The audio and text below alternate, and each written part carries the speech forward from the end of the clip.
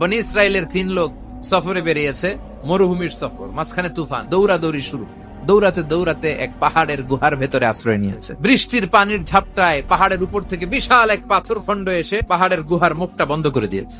3 জন গায়ে যত শক্তি ছিল ধাক্কায়ও পাথর সরাইতে পারে না। হায় হায়, কান্নাকাটি শুরু। একজন বলে, তোমাদের জীবনে কার কি নেক আমল আছে, যেই নেক আমলটা আল্লাহর ভয়ে করছিল ওইটার ওসিলা দিয়ে দোয়া করে দেখো কিছু হয় কিনা। একজন হাঁটু গেড়ে চোখের পানি ছাড়া শুরু করছে, দোয়া শুরু করছে, আল্লাহ আমি পেশায় রাখাল, সারাদিন ছাগল চড়িয়ে রাত্রিবেলা দুধ আনতাম, সবার আগে আব্বা আম্মারে দিতাম। একদিন গভীর রাতে এসে দেখি আব্বা আম্মা ঘুমায়। আল্লাহরে ডেকে বলে, আল্লাহ ওই দিন সারা রাত দুধের বাটে নিয়ে মা বাবার শিওরে আমি দাঁড়িয়েছিলাম, ফজরের সময় আব্বা আম্মারে দুধ খাওয়ালাম, তারপরে ছেলে মেয়েদেরকে দিয়েছিলাম, তারপরে স্ত্রীর মুখে দিয়েছিলাম।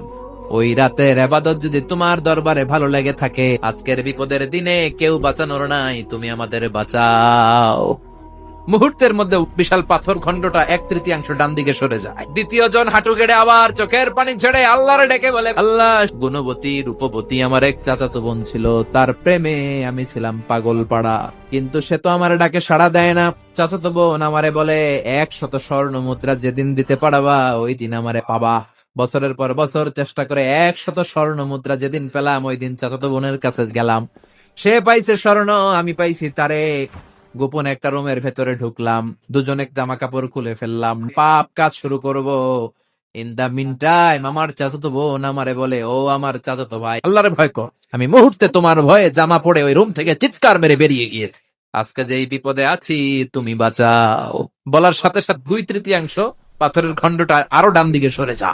এবার বাকি আছে কয়জন? সে দোয়া করতে শুরু করলো, আল্লাহ আমি ব্যবসায়ী ছিলাম, অনেক শ্রমিক ভাড়া করে একদিন একটা কাজ করালাম, এক শ্রমিক টাকা না নিয়ে কই যে গেছে নিজেও জানি না। এই টাকা দিয়ে আমি কয়েকটা ছাগল কিনলাম, এই ছাগলগুলো বাচ্চা দিল, দিতে দিতে বিশাল ছাগলের ফার্ম করে ফেললাম। 12 বছর পরে সে এসে বলে, আমার টাকা ফিরায় দাও। আমি বললাম, এই যে ছাগলের ফার্ম পুরোটাই তোমার।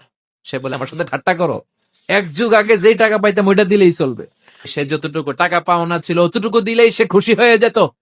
শুধু তোমার খুশির জন্য পুরো ডেইরি ফার্ম আমি তারে দিয়ে দিয়েছিলাম। আমার সেদিনের আমলটা যদি তোমার কাছে ভালো লাগে তুমি বাঁচাও। বলতে দেরি, মুহূর্তের মধ্যে বিশাল পাথর খণ্ডটা অন্যদিকে দৌড়ে চলে যা। আল্লাহু আকবার।